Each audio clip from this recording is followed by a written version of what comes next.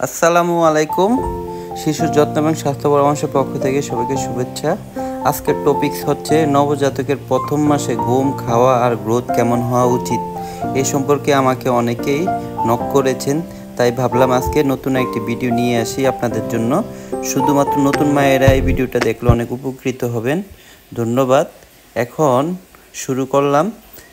3 থেকে 4টা বিষয় মাথায় রাখতে হবে।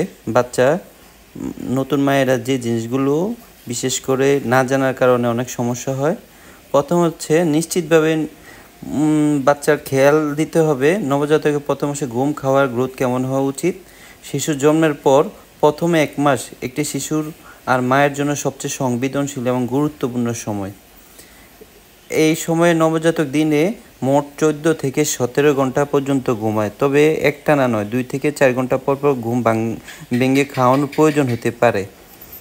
শিশুকে প্রতি 2 থেকে 3 ঘন্টা পর পর দুধ খাওয়াতে হবে। দিনে 8 থেকে 12 ঘন্টা পর্যন্ত বুকে দুধ খাওয়ানো স্বাভাবিক। যদি ফর্মুলা দুধ খাওয়ানো হয় তবে পরিমাণ এবং সময়ের চিকিৎসা পরামর্শ অনুযায়ী হওয়া উচিত।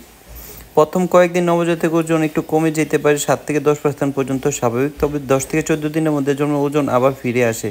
প্রথম মাসে শান্ত শিশু প্রতি সপ্তাহে 150 থেকে 200 গ্রাম ওজন বাড়ায়, আবার প্রতি 2 থেকে 5 সেন্টিমিটার লম্বা হয়।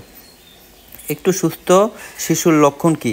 দিনে 6 থেকে 8 বার প্রস্রাব, নিয়মিত পায়খানা, খাওয়ার পর শান্ত থাকা, চোখে চোখ রাখার চেষ্টা, এগুলো সবই ভালো লক্ষণ।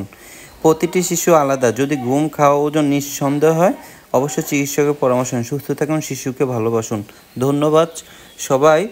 আমার এই ভিডিও পেয়ে উপকৃত হলে অবশ্যই আমাকে কমেন্টে জানাবেন। আর আপনারা কী ধরনের ভিডিও পেতে চান বেবি হেলথ টিপস সম্পর্কে অবশ্যই কমেন্টে জানাবেন। সবাইকে ধন্যবাদ পাশে থাকার জন্য।